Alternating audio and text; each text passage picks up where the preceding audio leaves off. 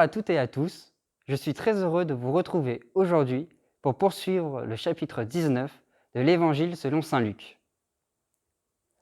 En ce temps-là, entré dans le temple, Jésus se mit à en expulser les vendeurs.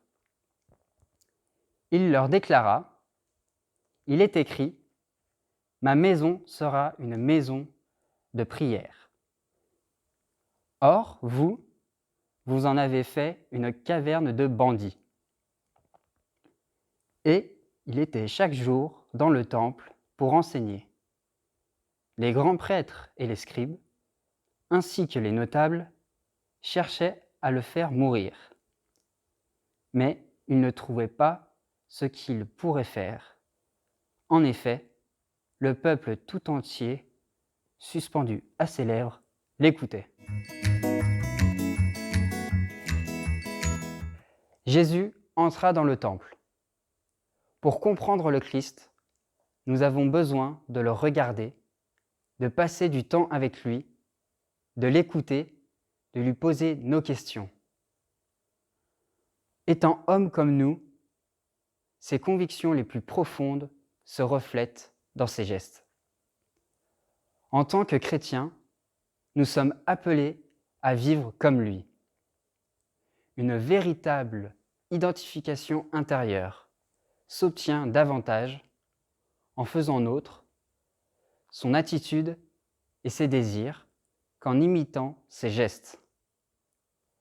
En d'autres termes, en laissant son esprit nous modeler pour faire de nous des fils du Père et des fils dans le Fils. Ma maison sera une maison de prière. En effet, le véritable temple est le corps du Christ. Détruisez ce temple, et en 3 jours, je le relèverai, dit Jésus. Et nous-mêmes, nous sommes son corps. Or, vous êtes le corps du Christ et, chacun pour votre part, vous êtes les membres de ce corps, dit saint Paul. Soyons donc des maisons du Seigneur, des maisons de prière. Pour cela, il est nécessaire d'expulser les marchands de notre cœur. Pour nous, c'est très difficile, presque impossible. Nous avons besoin d'une aide intérieure, l'aide de l'Esprit. Quelle différence entre les chefs des prêtres et les scribes, d'une part, et le peuple, d'autre part. Les premiers cherchent à le faire mourir, tandis que le peuple l'écoute, assoiffé de ses paroles de vérité. Ce sont ces derniers qui entreront d'abord dans le royaume. Lorsque le Christ enseigne au temple, il cite l'Écriture. Cette nourriture intérieure permet de connaître notre Dieu, puisque c'est là qu'il se révèle et se révèle totalement.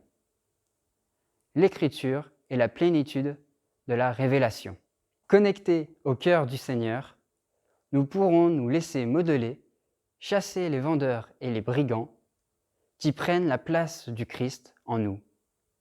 Ainsi, nous pourrons devenir une maison de prière. L'Évangile de ce jour nous appelle à la vérité du culte que nous rendons au Seigneur.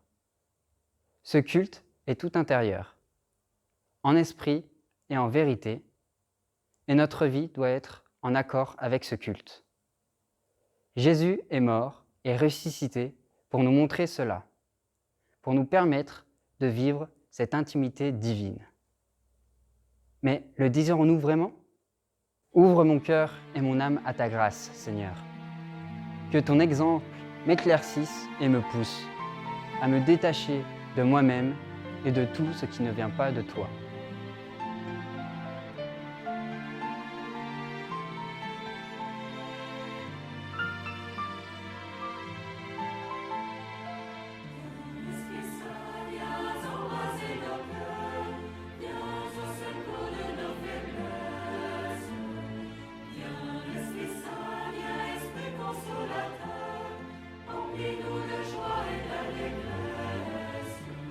Bonne journée à tous et à demain avec Marie-Elia.